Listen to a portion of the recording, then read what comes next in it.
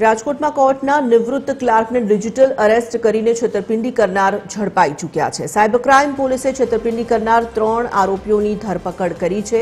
બ્રિજેશ પટેલ, મોહસીન અને શોએબ નામના શખ્સની ધરપકડ કરી લેવાઈ।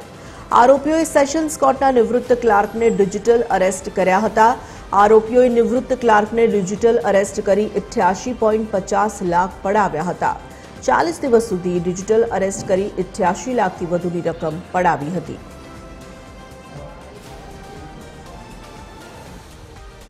એટલે જ્યારે સાયબર ક્રાઇમ પોલીસ સ્ટેશન અને સાયબર લેબની ટેકનિકલ ટીમે તપાસ કરી તો તેમાં એક એકાઉન્ટ ભાવનગરનું આવતું। તે એકાઉન્ટની માહિતી મેળવતા તે એકાઉન્ટમાં ફ્રોડના 10 લાખ રૂપિયા ટ્રાન્સફર થયેલા હતા અને તે એકાઉન્ટ હોલ્ડરની ડિટેલ્સ ત્યાં જઈ અને તપાસતા તેનું નામ મળી આવ્યું બ્રિજેશ પટેલ અને પછી ત્યાંથી તે વ્યક્તિ મળ્યો અને એ વ્યક્તિની સાથે બીજા 2 આરોપીઓ, એક મોહસીન શેખ તથા એક શોએબ હલાલી, આમ કુલ મળીને 3 આરોપીઓ સાયબર ક્રાઇમ પોલીસ સ્ટેશનની ટીમના હાથમાં લાગ્યા અને એ આરોપીઓની હાલ આજે ધરપકડ કરવામાં આવેલ છે।